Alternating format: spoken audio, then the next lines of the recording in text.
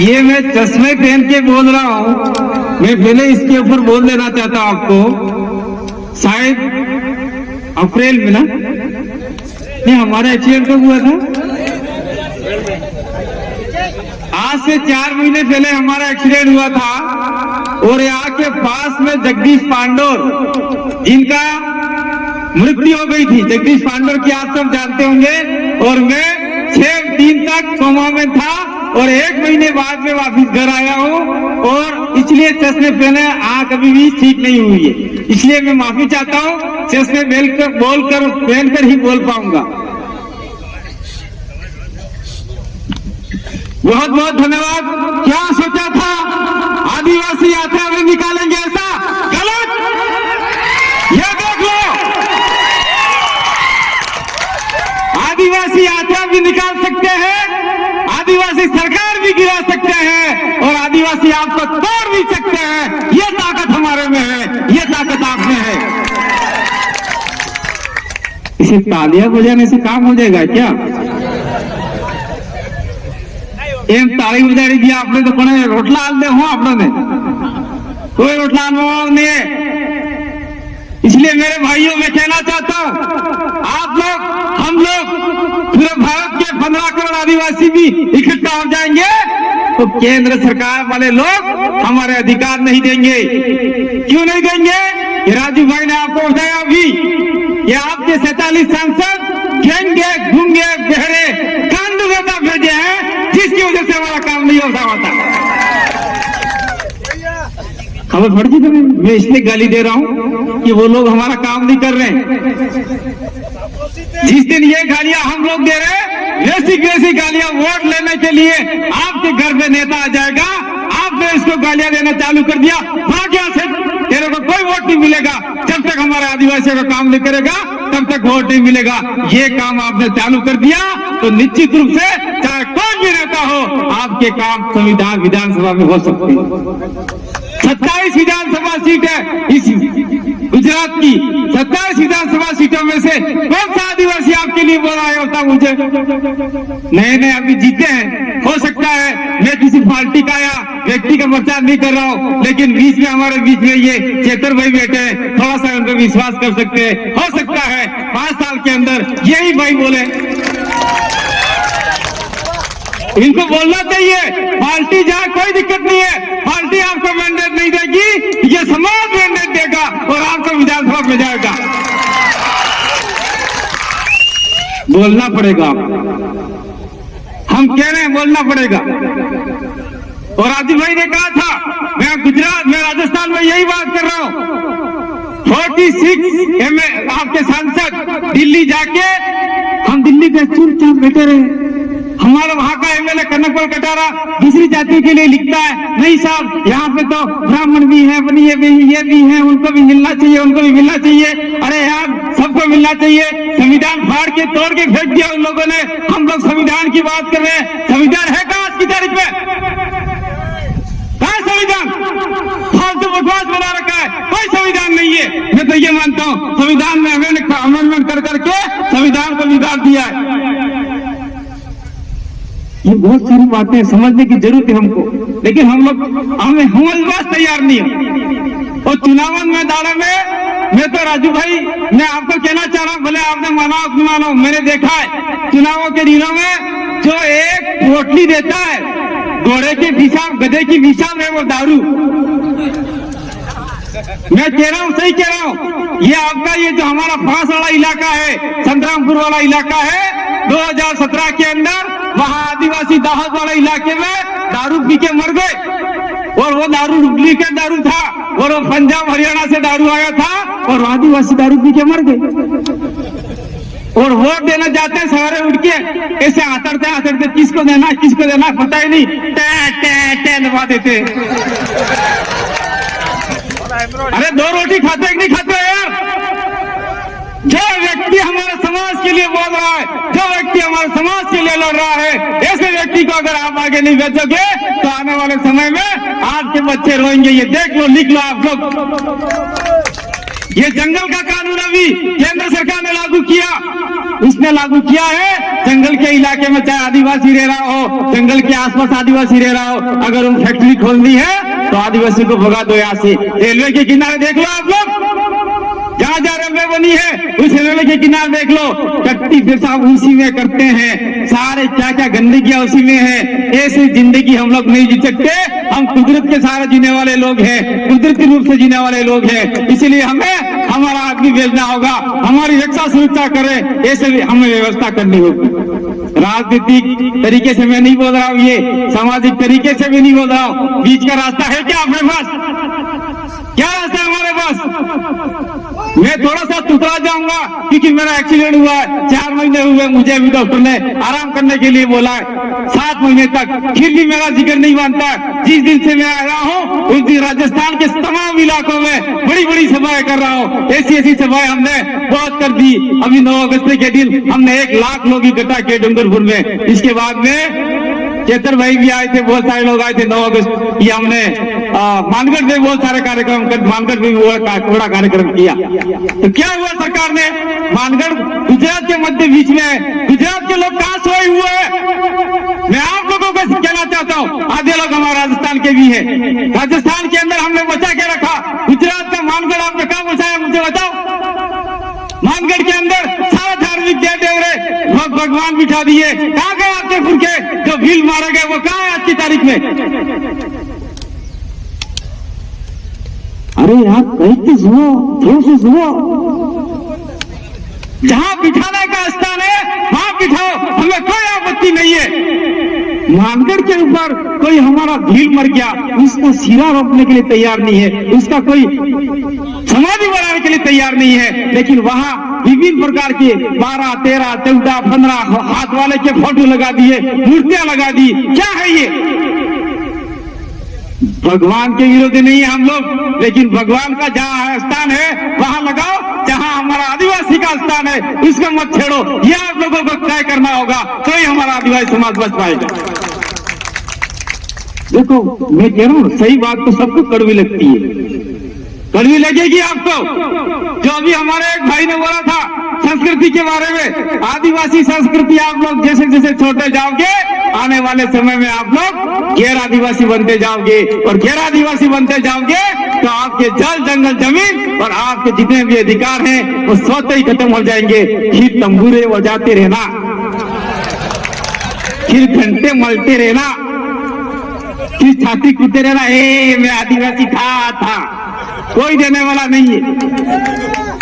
देखिए हम छोटी सी उम्र में भी हमको पता चल गया, मैं डबल एमए पीजीडी से बीएड आदमी हूँ, मैं चाहता तो नौकरी कर सकता था, मेरी बीवी और बच्चों को आराम से खिला सकता था। आज जो हालत में हूँ वो हालत मेरी नहीं हो सकती थी, मैं आराम से रह सकता था, लेकिन मेरे सीने में आग जली कि मैं नौकरी लग जाऊंगा, लेकिन मेरा समाज दुखी है, इसको कौन सुख देगा? इसलिए हम लोग निकल पड़े हैं झंडे लेकर आपको जगाने के लिए। जब तक आप नहीं जगोगे तो आपके बच्चों के लिए कौन लड़ेगा? इसलिए मेरे भाइयों, ये जो रैली निकाली, उस रैली निकालने वाले तमाम 16-17 सदस्यों को मैं राजस्थान बिल प्रदेश की ओर से बहुत बहुत आभार व्यक्त करता हूं। और ये रैली आज रैली नहीं है, अब ये शुरुआत हो चुकी है। अभी तो 6 राज्यों में रैली निकाली है, 10 राज्य ऐसे हैं जहाँ 5वीं अनुसूची वाले इलाके हैं, बाकी के नॉर्थ ईस्ट वाले इलाके हैं। हम लोग छान लेंगे तो हम लोग आने वाले समय में पूरे भारत के 15 करोड़ आदिवासियों को एक करने का यहाँ से हम लोग प्रण लेके जाएंगे। और मैं कहना चाहता हूँ कि जो दड़वाव पालसितरिया का इलाका है, इस इलाके में जो 1200 आदिवासी एक कुएं में दफना दिए गए, अधमरे, आज की तारीख में अधमरे को कोई दफनादार कितना दुख होता है। ये इतिहास है, ये इतिहास आप सभी को लिखना होगा, हम सबको लिखना होगा, और इसको विश्व में फैलाना होगा कि भील आदिवासी इस इलाके में 1200 आदिवासी अधमरे कुएं में डाल दिए गए और कुआं घूर दिया गया। ये बात कौन बताएगा? हमारे बूढ़े बुजुर्ग जिनकी उम्र 60 साल हो गई है, 50 80 साल हो गई है, उनसे जाके हम लोगों को जानकारी लेनी होगी।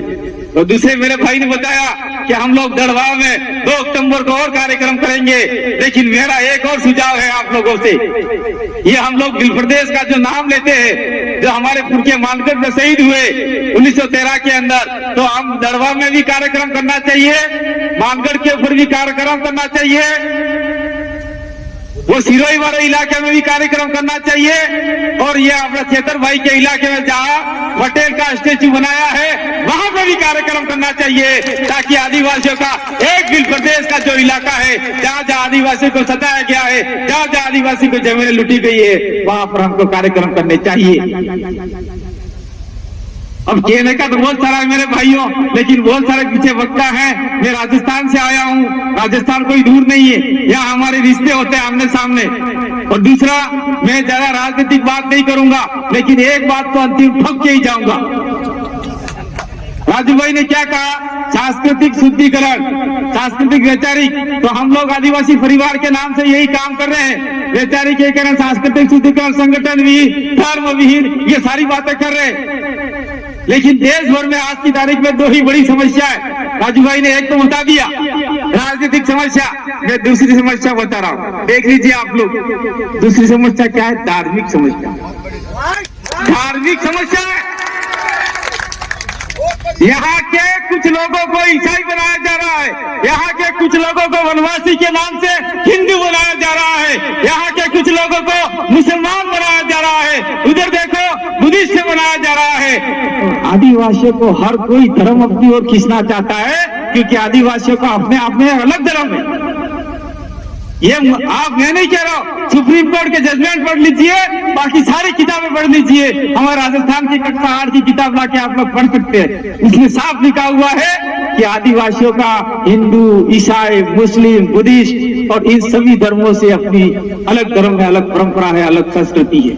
ये अक्सर अपने देवी देवताओं के अलग होते हैं, उनसे अपने देव देवरे अलग होते हैं। पीपल अपनी आत्माओं, मृत आत्माओं की पूजा करते हैं, अपने घर में माता रानी का आलजा रखते हैं। सीरावासी आपके इलाके क्या कहते हैं, उनकी पूजा करते हैं, ये कहा गया है। इसलिए अगर हम लोग धर्म से भी बाहर आ गए, राजनीति से भी बाहर आ गए, आदिवासियों का अपना धर्म को अलग भाग लिया और आदिवासियों के अलग राजनीति खड़ी कर दी, तो निश्चित रूप से हम लोग दिल्ली के ऊपर भी कब्जा कर सकते हैं और 10 राज्यों के मुख्यमंत्री भी हम लोग बना सकते हैं। ये पावर हमारे पास में है,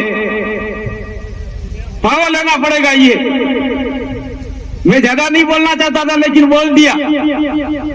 और जिस दिन आप लोग गुजरात के 27 में से 20 सीटें भी आप लोग लेके आ गए, तो गुजरात का मुख्यमंत्री किसको बनाना है?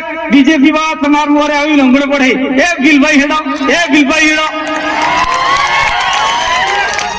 कांग्रेस वाला भी तमार मोरे अभी लंगड़े पड़े, ए भाई हेड़ो, ए भाई हेड़ो। आपको क्या बनाना है, क्या बनना है? ये ताकत आप में हम लोग पैदा करना चाहते हैं, इसीलिए हम लोग आपके बीच में आए। मुझे गुजरात का सीएम थोड़ी बनना है, मुझे इस इलाके का आपका धारासभ्य आया एमएलए थोड़ी बनना है। मैं तो डूंगरपुर का ही बोलूंगा कि, और हमारे अंदर ये होना चाहिए कि मेरा हक, आपका हक कोई नहीं खाना चाहिए। आपके इलाके का आदमी है वही लड़े, दूसरे इलाके का आदमी आपके इलाके में लड़ना चाहिए। ये अगर आपने तय कर लिया तो निश्चित रूप से आपका काम हो सकता है।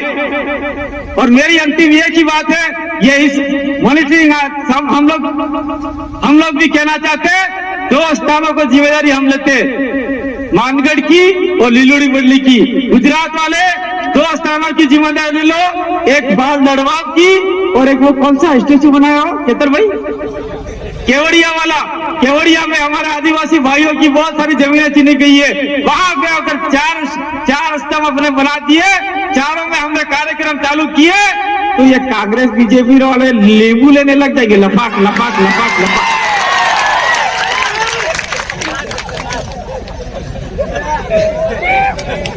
देखो ये कड़वी बात है भाई, कड़वी बातें कोई कहेगा नहीं, हमारे तो खून मर गया इसलिए हम तो कहते रहते।